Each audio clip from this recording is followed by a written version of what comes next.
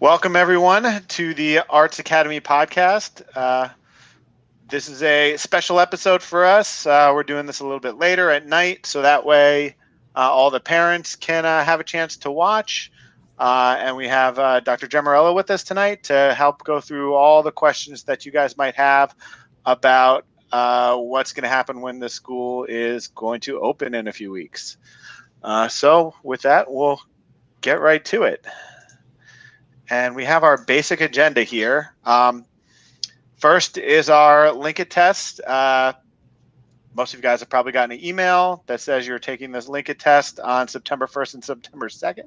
Excuse me, September 2nd. You can take it anytime you want. There's two tests, one English, one math. You can take it anytime you want in between the hours of 9 and 6. Once you start the test, you have to finish it. You can do both of them the same day. You can do both of them on September 1st. You can do both of them on September 2nd. They do take about an hour each, so I wouldn't start doing the tests at 5 p.m. or 5:55 on September 2nd. So definitely leave yourself enough time to do both tests. Plan for about an hour per test. Might take you a little bit less than that. They won't count against you, right? This is just a way for us to see where you guys are at from your last, because you're taking the LinkIT test of the math and the English class that you finished up last school year. So this is just a way for us to judge your progress, make sure you didn't forget too much stuff over the summer and at the end of last year. But just do your best, and it won't count against you if you don't do great. But try your best because it's data that we'll use for next year. PSATs. Yeah, I'll talk about this. PSATs, we usually offer to freshmen, sophomores, and juniors. This year, we're going to offer it to the juniors, and it's going to be October 14th. That's the normal PSAT day. And in addition to that, I sent out a Google form in our Arts Academy only to the seniors, Arts Academy Google Classroom. The same form was sent to parents and students, and it's due on Friday. And we're just trying to get a list of students that are interested in taking the SAT at High Tech High School on October 14th. It kind of came to us that there's been an issue where a lot of the schools that normally host the SAT on Saturdays aren't hosting because of the COVID issues that they're having in their districts. So because of that, we're going to try to have it during the school day. The College Board has allowed schools to have it during the school day under these conditions. So we're going to take advantage of that for our students. Just please make sure you get that form in, because it is going to be limited as of right now, but the date will also be October 14th. Summer reading, we can go through that quick. We've talked about that on the last few pods. It's on the district website. All right, if there's any issues, you can email me. I can get you that information, but that is all on the district website. I guess we're going to get right into the frequently asked questions, but Dr. Gemmarello, the first thing is the school day is going to be from 9 a.m. to 1:25 p.m. Yes. Okay. I'll give you a little bit of what we've been going through, the principal in county prep, myself, and Miss Young. Transportation will be normal, or as normal as it can be. Bus routes are being set up as we speak based on the students who've responded that they will be attending school during the after the 28th of September. That being said, when the students get here, there'll be a screening process that the students have to go through. Then they will have breakfast, which will be grab and go, socially distanced in the cafeteria. After breakfast, they will attend their first period. First period begins at 9 o'clock. Periods are 25 minutes each, and the day ends at 1:25. All the buses will leave at 1:40, so they have about 15 minutes to get to the buses. That might be too long of a period of time, because the longer the period of time we give them to get to the buses, the more of the risk we run of not social distancing and then just hanging out and running into other problems. We'll take a look at that as we go along, but that's basically the plan at this point. And for the most part, students will not have access to their lockers other than the first day. So Right. there's really no need for students to, after last period, go to their lockers or do any of the stuff that they normally do. They're going to be going directly to the buses after last period. Right. So that time may be cut down. Yeah, there's one thing that I neglected to mention. Any books that the students have at home, if they are going hybrid, which means they'll be in school on specific days and they'll be virtual on the other days of the week, please bring your books in the very first day that you are attending school. If you're not attending school, we'll set up some kind of drop-off time for the other students or parents to bring the books in. And then they'll be distributed the following week. All right, so we have a lot of questions that were submitted, sort of broken down into categories, and the first will be our health and safety questions.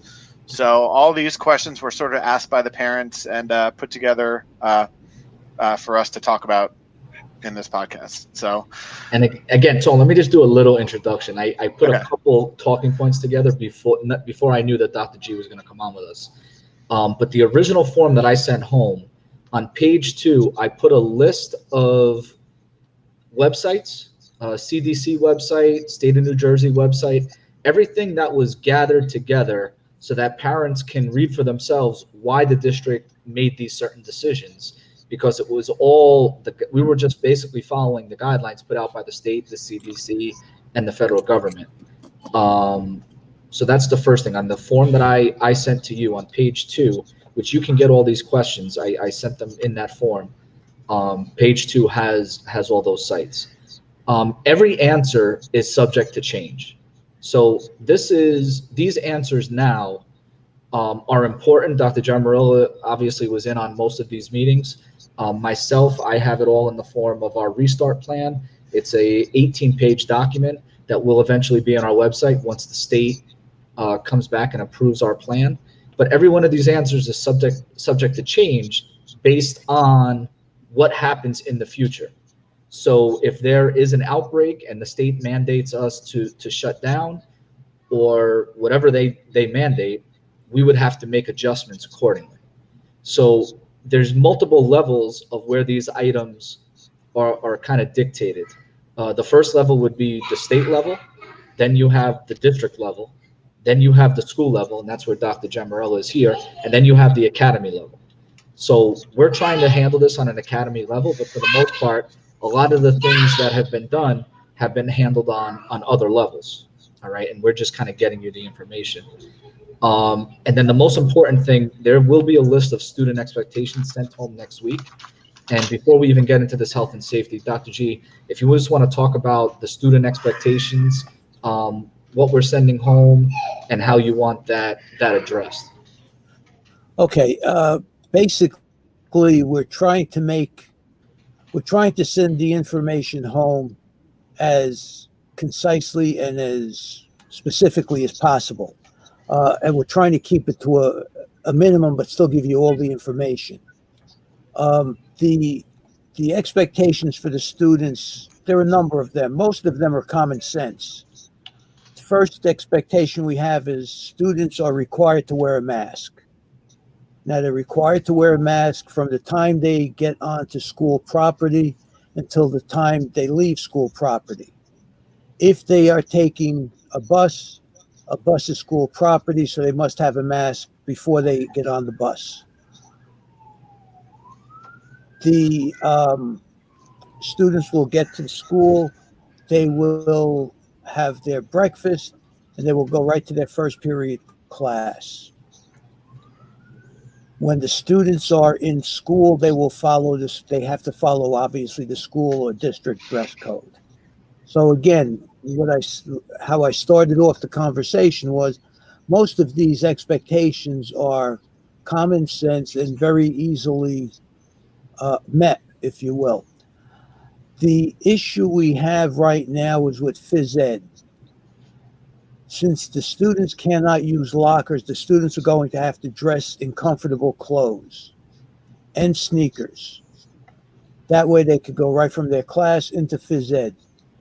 Phys ed will be broken up into a number of ways. I spoke to Mr. Comprelli about a month ago, and based on the conversation, some students will be outside, some students will be in the gym, some students will have health, some students will have yoga, all physically distanced. As long as they can be distanced, they do not have to wear a mask in phys ed. Phys ed will not have any sports. There will be no volleyball. There will be no basketball. There will be no weight room because we cannot sanitize the balls. We cannot sanitize the weights in the weight room and the equipment in the weight room. If a student gets on for 10 minutes and gets off and another student wants to get on, that equipment has to be sanitized. So because we cannot do that, we cannot utilize those particular areas or those sports, as I mentioned. Students should only bring essential items to school. A backpack, obviously. Notebook, pens, pencils, calculators, whatever they would normally bring and store in their locker, they're going to have to store it in their backpacks. And some of the other expectations when the students are in school, they can't congregate in the hallway. When the bell rings to leave the class, they have to leave the class and go to the next class. I know it's going to be very difficult for students to follow that particular rule. Unfortunately, it's something that we have to follow. It's for their health and their well-being, as well as the health and well-being of all of the other people that will be in the building at that time. So, you know, and again, that's one of the reasons why we're not allowing them to use lockers this year. They will be allowed, obviously, to use the restrooms, but we're going to try to limit restroom use to 2 at a time per class. And hopefully it won't be that much of a backup, so to speak, with more than 2 people in the restroom. We will have monitors at each restroom area to make sure that if there are 2 students in the bathrooms, that the other students are physically distanced outside of the bathrooms. Okay. Steve, interrupt if you're getting any questions, or, you know, I'll just keep going. Just one question about the drop off. Drop off will be, I would assume, off campus in the parking lot off to the side. If a parent wants to drop their kid off. Yeah, the drop off procedures will be the same. You drop them off exactly the same place. So it would be outside the gate. Yes. Yeah, and for the most part, I think we can just go through these questions. A lot of them, Dr. G, you've already answered. Okay. A bunch of them I've put together with talking with facilities today, LinkIT, Okay. talking with Nurse Fargo, talking with, you know, a superintendent at the meetings today, and gathering all the information. But we can just go through and chime in. But again, our restart plan is 18 pages, and just about everything that was asked is addressed in the restart plan. So it's just a matter of getting the state approval, putting it on the website, and then you're going to hear it from us tonight, but it's all in the restart plan. Schedule for return, student reentry, staff reentry, and then the conditions for learning, safety mandates, education, physical education, Dr. G just talked about that, classrooms, testing, facilities, which we'll talk about. A couple of the questions right now are about health and safety facilities, transportation, food services. There were questions about lunch, operations, daily operations, screening and testing. There is contact tracing questions, technology, and attendance. So again, all of this stuff are basically the questions. That's the table of contents for our restart plan, and those are all the questions. So how is the school being cleaned? I have this right off of the maintenance department report. The school's being cleaned by EPA approved disinfectant solution. They're being told to clean chairs, tabletops, desks. They will sign and date log sheets in the classrooms, offices, and in the restrooms. So there will be a log, so everybody can basically see when it was last cleaned and disinfected. So there's basically a 2-part process. Cleaning, which is basically just removing dirt and germs from surfaces, and then the disinfecting part, which kills germs on surfaces, specifically for virus, bacteria, COVID, and then we do have the fogging machines, and the fogging machines will be used to disinfect. Frequently touched areas, in addition to what was mentioned in the second bullet part there, how often during the day, tables, doorknobs, light switches, this is all in our report. Countertops, ATM, vending machines, handles, desks, phones, keyboards, toilets, faucets, and sinks. So that is everything that I put together for maintenance. Dr. G, feel free to add to what I just said, because I'm sure you were in on all these meetings. I wasn't in on all these meetings. That was basically it. The important thing is to set everyone's mind at ease. We are taking the cleaning and sanitizing of all areas of the building very seriously. I noticed the next question or the next comment is what methods for cleaning facilities, the buses especially. Everybody's going to be concerned about the buses. Buses will be cleaned and sanitized after each run. So we'll start from the afternoon after your students are dropped off at home. The drivers will come back and sanitize the buses. So first thing the next morning, those buses will be cleaned and sanitized. After they bring the students to school, they will clean and sanitize those buses again. And they will do the same thing in the afternoon after they drop the students off back home. They will come back and clean and sanitize the buses. Deep cleaning is an issue, and that is why we are virtual on Friday. Everything will be deep cleaned. I mean, for those of you that have cars and have detailed your car, that's exactly what's going to happen in the school and on the buses. Everything will be detailed or deep cleaned every Friday. Question from the chat. Do you want to touch a little bit on the ventilation system? I can read right out of the restart plan. Okay, go ahead. The standard provides requirements for the HVAC inspection, maintenance, and maintaining acceptable indicators, including temperature, carbon dioxide levels. There's extensive information on the PEOSH website, PEOSH, and those are all the guidelines that we're following. All schools are covered by the indoor air quality standard. So that's a standard that we have to abide by. And then in addition to that, I believe we're changing filters and the system on a quarterly basis at this point, which would be, based on the guidelines. So the filtration system, ventilation system is top notch. And again, the school is only 2 years old, and everything works properly. So there shouldn't be any issue, with that. I think the next issue is school tests. Are we testing students' temperature checks? We do have thermal imaging cameras coming in, so there will be temperature checks as students and staff come into the building. There will be different entrances for the students. Dr. John Morello can maybe talk more about that. I don't know if that's been decided yet. I assume the students are going to be coming in through the front door, and I believe staff is coming through the underneath parking lot. Right, that is correct. And the students will exit the bus and remain physically distanced until they get into the building and have their temperatures checked, and they will be allowed to go to breakfast in the cafeteria. There's one thing that we're going to ask the parents to do.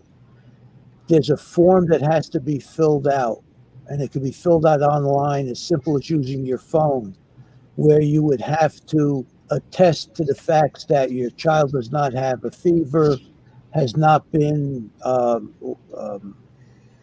we have to fill them out every day. I can't think of the 3 questions, just to make sure that before they get on the bus, that they're at least as safe as they can be, or as safe as that we could possibly have them. Then they'll have their temperature checked when they get into the building.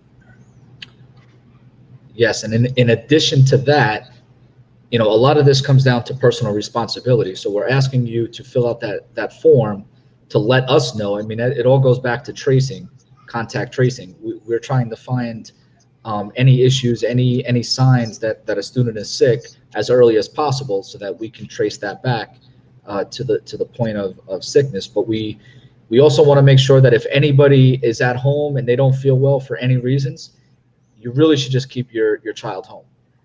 There's no reason to send your child to school if they're not feeling well at home, or if anybody else at home isn't feeling well, and you know yourself, maybe a brother or a sister or one of the parents, if they're not feeling well, it may be a good idea just to keep your student home for that day.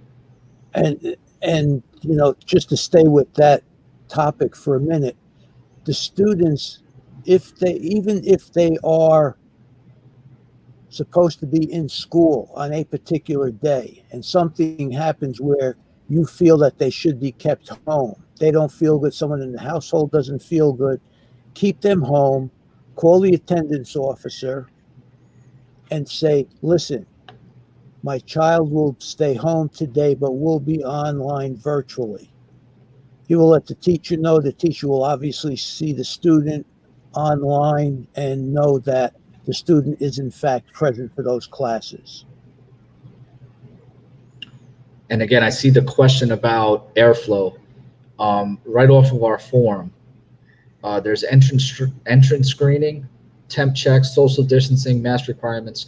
Our airflow HVAC inspections will with increased cleaning schedules on a daily basis. They'll be checking that, and then all classrooms will be fogged daily. So in terms of air quality and airflow, that's all that's being mandated by the state, and that's what we're adhering to based on those recommendations. Where are we at now? How many student staff? Dr. G, has there been any talk how many student staff will need to test positive for the school to go all virtual? Was there Yeah, it's a little convoluted, but I will give you my best understanding of it. If one student has symptoms and is sent home and tests positive, then it's okay for the school to remain open. Obviously, the contact tracing, you were going to have to make sure or see how many people were in contact with the student, and then take it from there with respect to quarantining those students or staff. If 2 or more students come down with symptoms and test positive, I believe that's when the district has the responsibility of closing the school down virtually. So there's not a lot of room for error, if you will. So again, this is from the Department of Ed. They're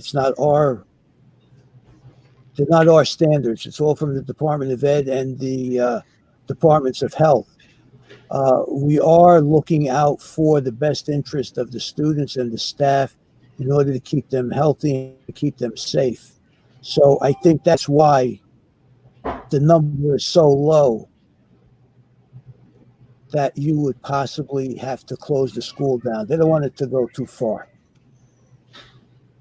And then getting into the next question, what is the return to school policy? And again, this is all in our restart plan. So this eventually will be on the website when it's approved. Go ahead, Dr. G, if you want to. No, I was going to say, I'll let you take care of it. Okay. Yeah, I'm going to read right off of the paper. So yeah, it's basically it's at least 10 days have passed since the symptom onset. 24 hours have passed since the resolution of a fever without fever-inducing medications, and then other symptoms have improved. So a negative test is not necessary to return to school. This is based off of the CDC guidelines, and it's all in our restart plan. So there are certain conditions under the, that could be return to school policy. It all depends on what the specific conditions are and what you're experiencing. Will there be a COVID nurse's office? Yes, there will be. Dr. G, if you want to speak to that. Yeah, anybody who has symptoms will be sent to the nurse's office, and there is an area that we will use for quarantining the students until their parents get there to pick them up. So they will be isolated, a bad word to use, but they'll be isolated or separated from the rest of the population. Our next bullet point is about contact contact tracing. This we are in. I have a statement from the nurse, but we're also in constant communication with the state and with the county for any positive tests within our community. So that's important. And then Nurse Fargo gave me a statement. The movement locations, contacts of any staff student that is reported as a case will be collected and reported to the health department, and the appropriate notifications will be made to all of those that need to know while respecting confidentiality. So again, within our community, Nurse Fargo will contact home and let people know. And then again, it doesn't stop there. The contact tracing has to extend to whoever that student maybe was if they carpooled to school. That may be something that we're not aware of. If they didn't take the bus, who did you carpool with? And then you may have to take that another step and contact those families so that they're all aware. So again, there is personal responsibility here. Just to say something about carpooling. Students will not be allowed to take their cars to school. And this is a decision that we had to make with a great deal of pain. The reason for that is, for the most part, with what Mr. Ricciardi just said, we don't know who was in the car with them. That's number one. And number two, we want to make sure that the students get to school in a healthy situation. They have to be in school. They have to sign in by a certain time, and we can't have them picking up their friends and just parking in the parking lot and having their friends unload from the car. So the students won't be able to drive their cars to school. So Tone, I'm looking at the rest of the questions on this page. I think we've addressed just about everything. There are a couple parent questions. Does the school test? I'm sorry, Tone. Yeah, just one thing. Yeah, we covered the child has to wear a mask. The next question: can my child wear a face shield in lieu of a mask? I'm gonna say what the legal position is, and it's not even the school's position. Staff and students must wear a face mask. A face shield is not a face mask. The face shield doesn't wrap around the head and stay in close proximity of the nose and mouth. So there's always the possibility of a sneeze or a cough and that saliva being spread beyond the confines of the face shield. I believe that is very specific in one of the governor's executive orders or in one of the Department of Ed's proclamations. And it is in our restart plan that all students have to wear a mask. So it is in our restart plan. Now, again, they could wear a mask and a face shield. They can wear both. That's correct. Okay. And then we will have extra at the sign-in if you sort of come to school. If you're taking the bus, you have to have your face mask when you get on the bus. But if your parent drops you off and you realize that you didn't bring your mask, you forgot it in the car as they pulled off, we will have extra at the front door before you get in if someone needs one. And then, Tone, I guess before we go to the next, let's just answer some of the questions related to health and safety. Does the school test students and staff? We temperature check, but we don't have COVID tests. So that would have to be done through their own physician. Are you requiring students and teachers to get a COVID test before school starts? No, we are not requiring anyone to get a COVID test. If a child is kept home sick, will they need to be tested in order to return to school or just show up the next day? And that's what I just read. It depends on what the symptoms are. If a child is kept home sick, I can go through and just read through the 3 bullet points again. Tone, if you just want to take that next question and I'll get those bullet points. Yeah, the next one is for the hybrid. Well, that's the schedule. We'll talk about the schedule in a little bit. Yeah, we'll get to the other ones. The other ones have to do with the next couple pages of our slideshow. So we'll get to those. Okay, so basically, it's on-campus learning. A negative test is not necessary to return to school. This is all in our restart plan based off of the CDC At least 10 days have passed since the onset of symptoms. At least 24 hours have passed since resolution of the fever without the use of fever-reducing medications. And then other symptoms have improved. So it all depends on what the symptoms are. If it's specifically a fever that doesn't go away without the use of fever-reducing medication, then you should keep your child home. And again, keep in mind, if you're given a day, and we're going to talk about a day right now, but if you're given Tuesday and you keep them on Tuesday, you have a couple days to monitor before you even have to send your student back, your child back to school. So that should kind of work itself out. Hopefully, at most, you'll only have to miss 2 days of school, even if you're in a position where you have to self-quarantine, which may, come up depending on the conditions at school. And I guess, there are other things that students do outside of school. If someone in the house is sick, if they're playing in a sport or something like that, there may be other conditions why you would need to quarantine. All right. All right. So I think the questions are starting to shift to on-campus learning. So let's talk about some of these points here. Yeah. So Dr. G already addressed transportation schedules earlier. They will more or less be the same. I think the stops are going to be the same. They're putting that together, and I believe that there was a transportation survey sent home within the last 2 days. So please get that back to school. What is the daily academic schedule? He addressed that earlier. It's not a full day. The students will report to first period at 9 o'clock, and then that will serve as their attendance and homeroom for the day. They will be required for every period, whether they're in school or at home, to be with their teacher to check into that Google Classroom or Zoom session, whatever the teacher sets up on that day. The length of the period, I believe, is 25 minutes. Our students required with five. The reason it's 5 minutes in between, so that's how it works out from 9 o'clock to 1:25. So we're increasing the amount in between periods in order to have everybody clean the desks and just wipe up after yourself, and make sure that you're leaving a clean space for the next person coming into the room. Correct. It'll be the student's responsibility to clean up, their space after class. Are students required to log in? Yes, they're required to log in based on how the teacher is taking attendance. Most teachers will probably be using Google Classroom. So when you log into the Google Classroom, that will be your attendance for that class. How will attendance be taken? That's how attendance will be taken. And then it will be updated to PowerSchool. So students will still, and parents will still get the notice if a student is absent that day, because it will be updated to PowerSchool. How are the students' schedules staggered, selected per day? Dr. G, that's probably something you should answer. Yeah, the students were selected alphabetically. We determined that we wanted to bring in 25% of the students for 4 days. So, I mean, it wasn't brain surgery to go down and count 300 students, and that was on Monday, the second 300 on Tuesday, and so on.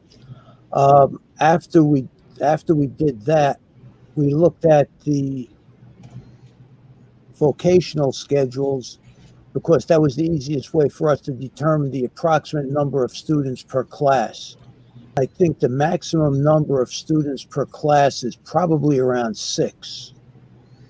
We were able to socially distance 12 in a classroom. But at this point, you're looking at a max of 6.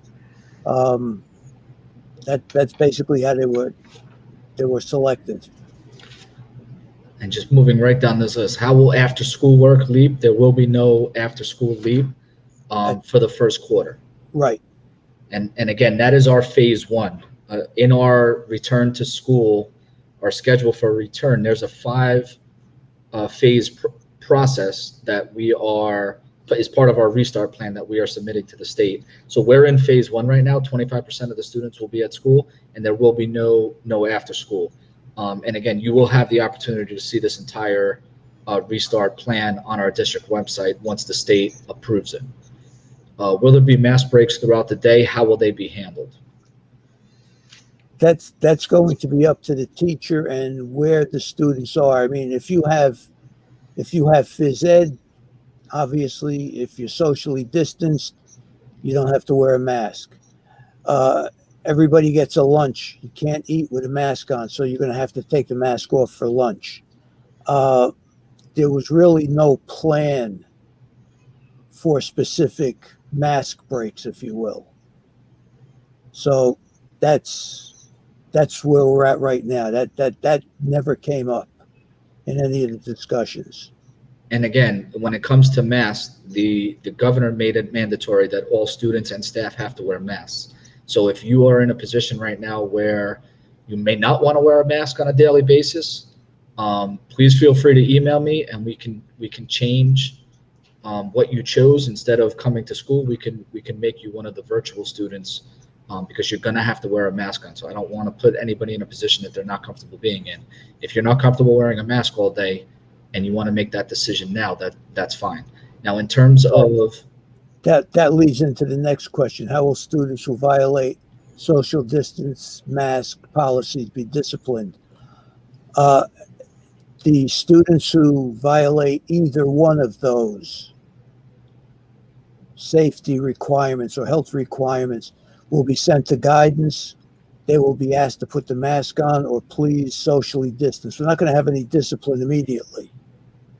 But if there's a recurring event where there is a second violation of either the mask or the distancing, the parent will be called and the student will be taken home and given the option to attend school virtually.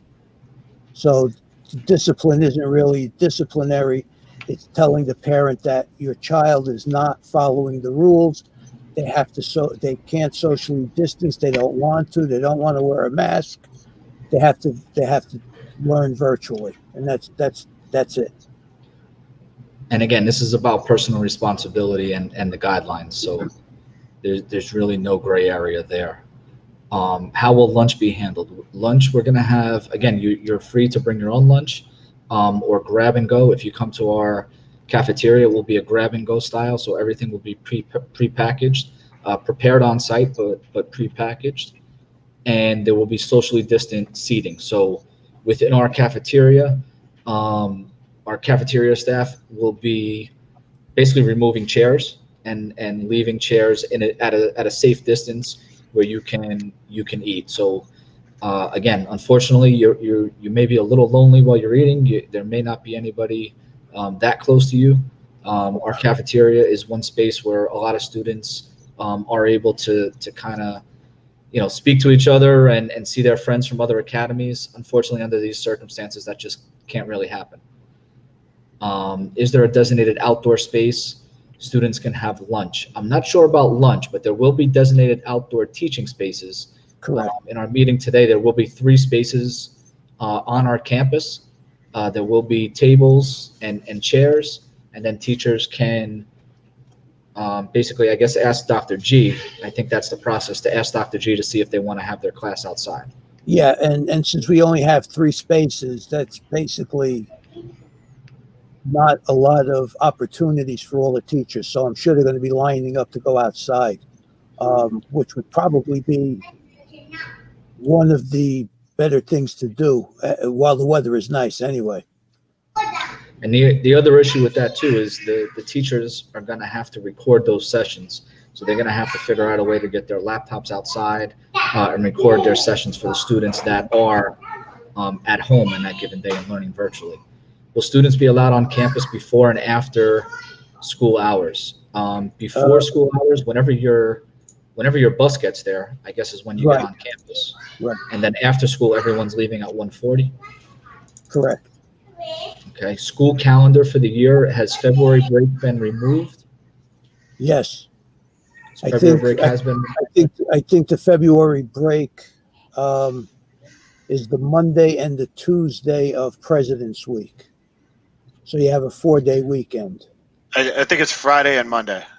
Friday, Monday. Okay, Friday, Monday. Now, Dr. G, have there been any changes to the schedule as a result of COVID, or the schedule is the same? So that was the school calendar? No, the school calendar was put together and approved by the board prior to COVID, because the administrators looked at the calendar And some were upset about the February break, but that's the way it came down. And that was before COVID. So one thing had nothing to do with the other. And then what was the last day of school? Whatever's on that school calendar, then, as Dr. G just said. I have it in front of me. It's I believe the 25th. Friday, June 25th. It's the 20. Okay, it's the Friday, the 25th, but there are 5 built-in snow days. Right, so that is tentative, yes. Those 5 built-in snow days, if we don't have, even if we have snow and we go virtual for that particular day, if the state is going to let us do that, we just take off those 5 days. So it could be a lot earlier than the 25th. So that would probably put us at the 18th, and then graduation would probably be the 18th, if that were our last day of school. So that answers Correct. Those 2 questions. Correct. Another question out: how many students are we planning on having in the building each given day? So the way that Dr. G broke it up, it'll be 300 students per day will be allotted. And then when you remove the students that chose virtual, I think the number's probably around like 200 to 220. Yeah, it's about 200. Yeah, 220. I don't have the exact numbers yet because Ascension is working on who's virtual all the time and who's hybrid. So we'll probably get that beginning of next week. Okay. And Tone, I guess we're done with that one. We can go to the virtual learning. We have this. We have the question about the pre-screens. I guess we're going to have to talk to. Hopefully, by the time that the seniors are starting their pre-screens, maybe a lot of this situation will have changed. So, we can try to figure out how we can get those in when the student is actually in class for their day that week, and I'm sure their teachers will be happy to help them out. Just got to play around with the schedule a little bit. Yeah, and hope conditions improve. Yeah. All right. So our next topic is about virtual learning. All right. So what is the daily academic schedule? I think we've already addressed that. The virtual students will be required to keep the same schedule that the in-school students, hybrid students, are keeping.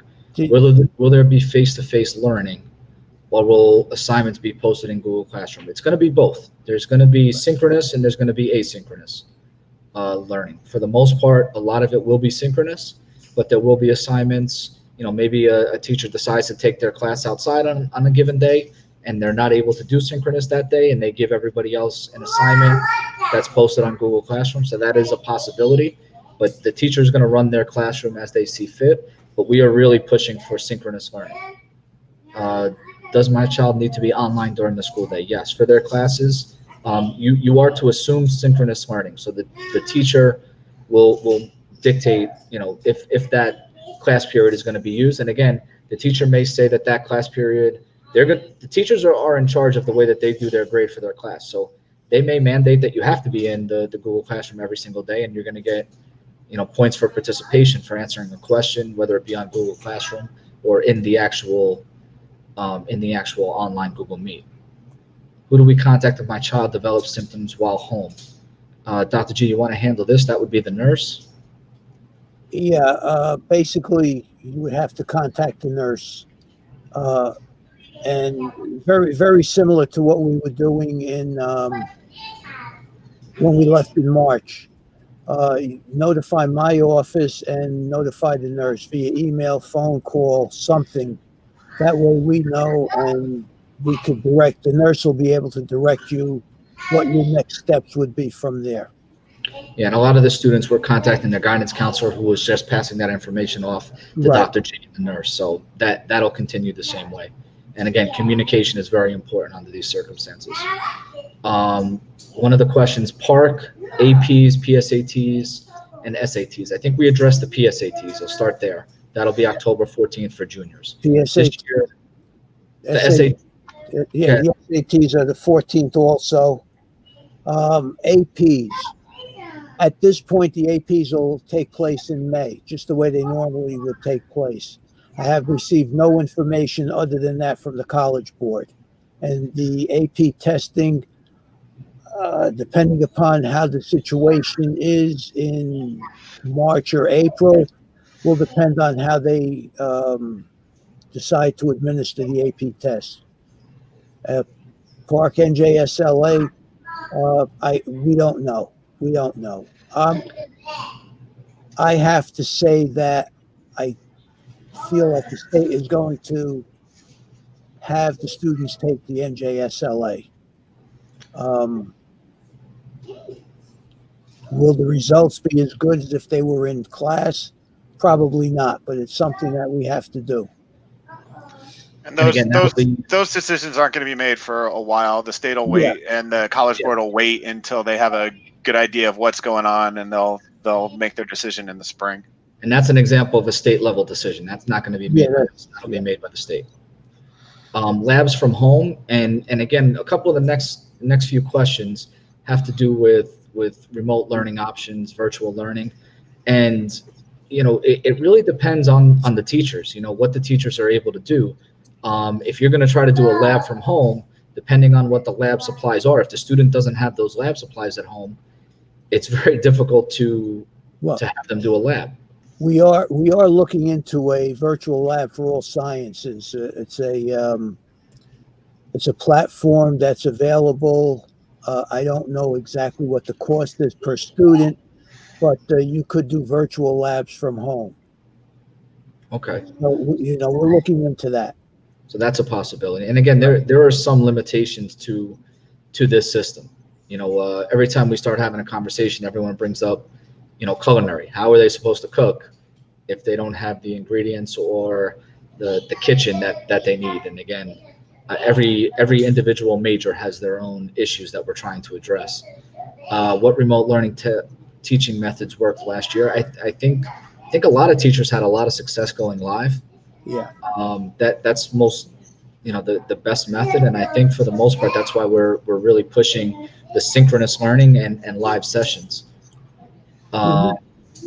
You also had some teachers that recorded their lessons and then replayed the lessons for the students and were there to answer their questions.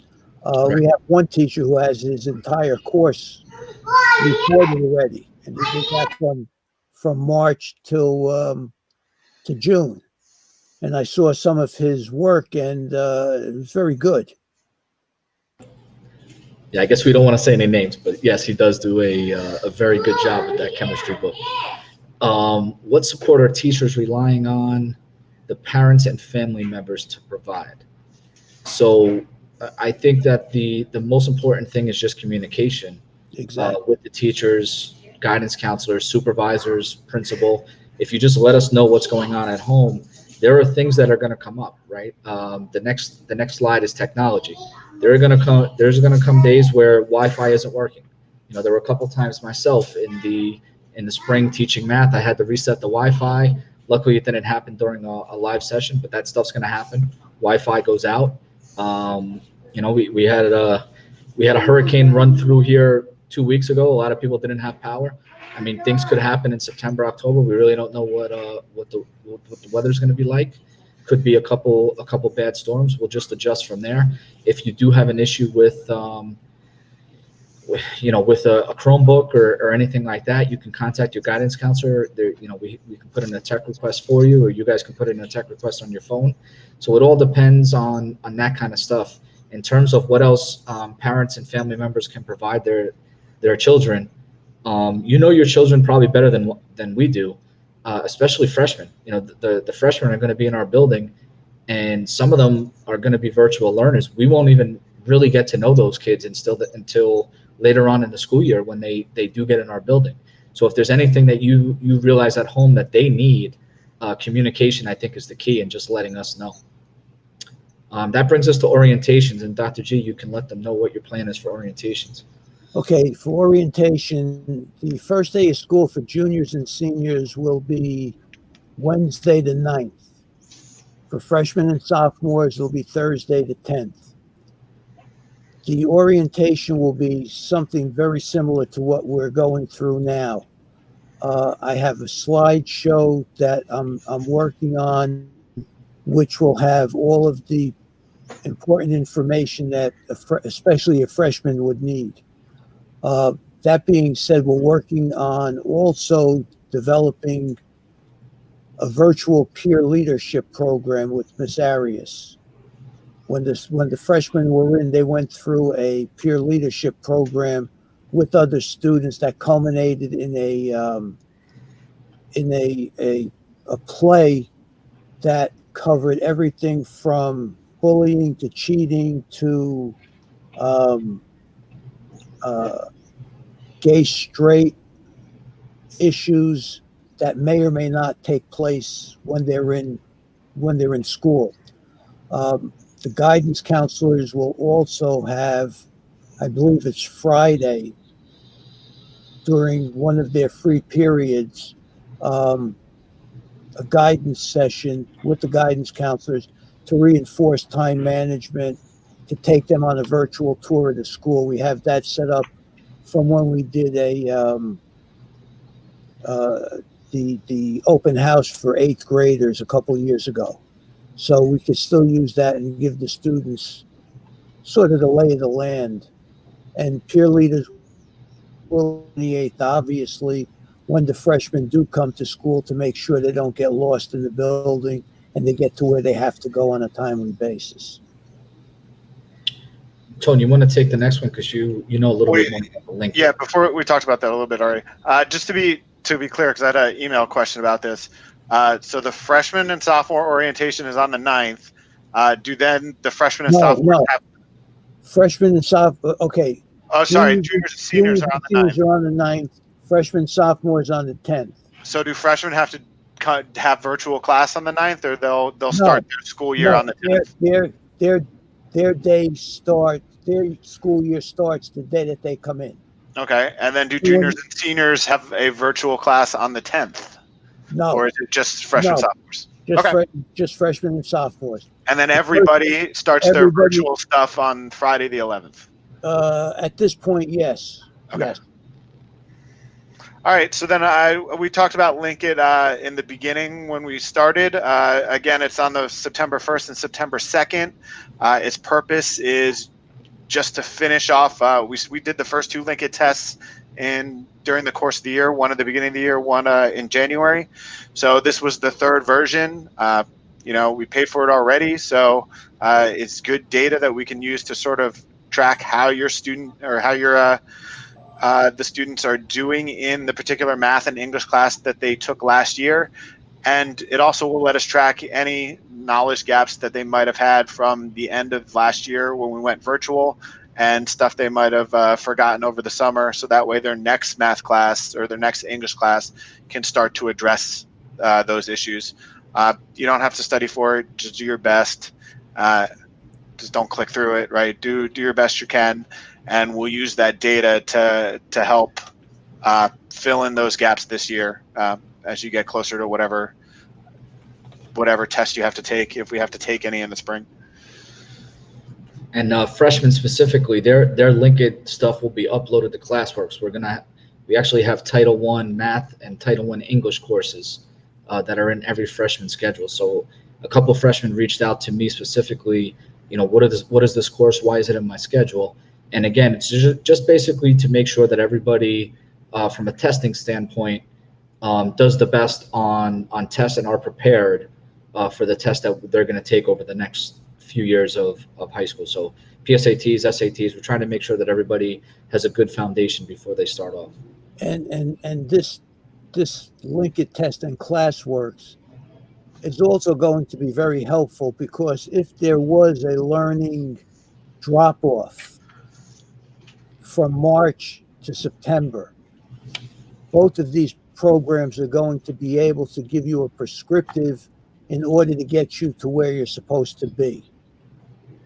So it's going to be helpful whether you did very well in elementary school or very well last year in high tech. It's going to help you. And again, there's a question in the chat about the restart plan. Where can they see the reopening plan? The restart plan will be on our district website once the state approves it. So the state to date has not approved any plans as of today's meeting, because that's what we were told at today's meeting. Yeah. So once our plan is approved, it will be on our district website. I read an article a little while ago that the state returned 180 plans because they weren't acceptable. So whichever schools that those plans came from, they have to redo those plans. So I think by taking our time and formulating our plan, I think we're going to be ahead of the game when it comes to, I believe, getting it approved.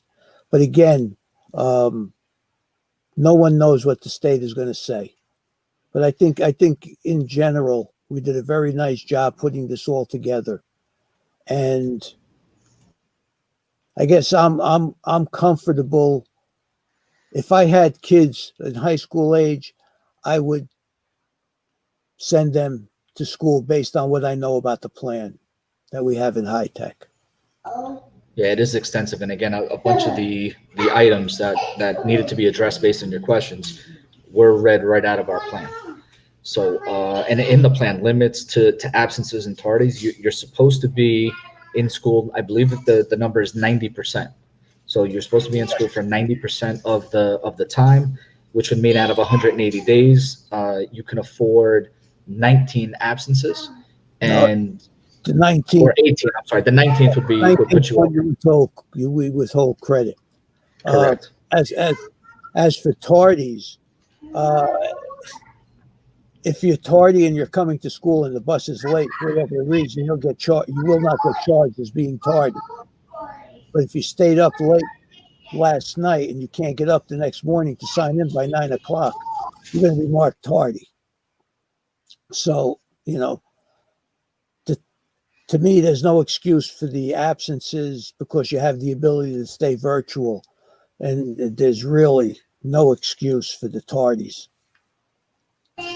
And then, Dr. G, if you want to take the homeroom, and then Tone, I'm just going to mute myself if you want to start on the technology because my son is making a lot of noise. But go ahead.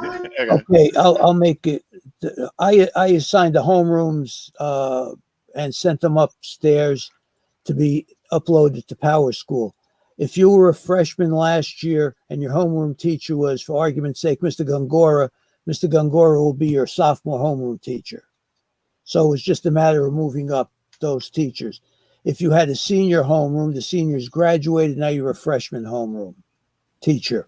And that's how that works. So it's not really a difficult thing to do, except sometimes you need an extra teacher, which you don't have. And then you have to kind of juggle the numbers around. But for the first marking period, homeroom doesn't mean anything because there isn't any homeroom. And again, a question came in about if a senior gets sick or anybody gets sick. Again, it's in Dr. Jamarilla's discretion to handle those absences and those sick notes as he sees fit. So as long as there's a doctor's note, then he can excuse some of those sicknesses. Yeah, I mean, there are some students who have more than the allotted 18 absences, but they also have doctor's notes because they have asthma or they have other ailments that cause them to be out more often than 18 days. Somewhere in the plan, you're going to see the words flexibility and concern. And that's what we're trying to drive home to the teachers. Be flexible, be concerned. For the students, go ahead. Yeah. No, I was just saying that there's a big difference this year because if you're virtual and you just don't feel well, you ate something bad the night before, maybe you're still good enough to virtually attend school, as opposed to if you were coming to school, you really just wouldn't want to come to school. Now it might just be a matter of, okay, logging in, let me listen to my teacher, like participate. Yeah. But again, if somebody gets really sick, then you could always get a doctor's note to excuse those or to get a medical absence. Desperate times require desperate measures. Yeah. So what I do is I become more understanding in these times than I would normally be. If somebody said, well, I had a headache and I couldn't get out of bed. Well, yeah, if you would have gone to bed the night before a little earlier, you may not have had the headache. So, I even kind of soften up a little bit. I think we can go then. I think that's mostly everything from virtual learning. We are almost finished here. We'll just talk about technology for a few minutes. And I guess the biggest question here is that will we have all the freshman Chromebooks in? Last I heard, they're about a week away. So I'm hoping that by next Friday we have them. And once we get them, technology will go about their business and guarantees that whenever they come in, the freshmen will have their Chromebooks and they will be distributed by technology along with their logins, their schedules, and everything else that they need. And then we'll skip over this one real quick and come back to it. If somebody's Chromebook is not working, we've been having them reach out to their guidance counselor to put in a tech request for them, and then we'll have to schedule either when you come in on your day, or maybe they can drop off their Chromebook to get to our tech department so they can fix it. But let your guidance counselor know so that they can put in a tech request for you. And the last one on here is what technology will be used to enhance the learning experience. And I guess that really is going to depend a lot on your specific teacher. I think part of my job this year as the academic coach is going to be helping helping all the teachers in the building learn how to use new technology to be virtual, be synchronous, help them with some of their recorded asynchronous lessons. So it's really going to be up to the teacher about what they're comfortable with. And I think that everybody in the building has gotten more comfortable using technology in the spring as we went virtual, and will continue to get better as we get into the new school year. And I have some fun ideas for some new stuff to make the classes more interesting and interactive. So, and we are a Google school, so you can rest assured that Google Classroom will be used. Students will have access to their Gmail, docs, sheets, forms. I'm sure teachers will be using Google Forms. You'll be using Google Meet. You'll probably save stuff on Google Drive and then send it to your teachers. So hopefully, as a student, if you have experience with the Google applications, you're going to be in a great position as the school year starts. And then some teachers, depending on major, may also be using Zoom and then other extensions to Google and things like that. Primarily, most of your classes, or pretty much all of your classes, are going to have Google Classroom. So that's really going to be your hub for all the different other things that the teachers are going to bring in there. So, you'll start on Google Classroom, and that'll link up to your Google Calendar. So it'll tell you when stuff is due and what the upcoming things are that you have to do in the class. And yes, your virtual teacher and the classroom teacher are the same person, because they're going to be teaching the few people, the 5 or 6 people that are in the room with them, as well as all the people that are at home virtually at the same time. So, and I just want to say thank you, Dr. G, for coming on with us, answering everybody's questions. I did a ton of homework today and yesterday trying to get all these answers together. Again, thank you to Mr. Gongora, who is always here to support the Academy. Parents, I hope that you appreciate the fact that Dr. G came on. And again, we put all this information together for you. And just to understand, it will be on the district website once it's approved by the state. All right. Oh, what? Yeah, I missed this question before. A question about the driver's test.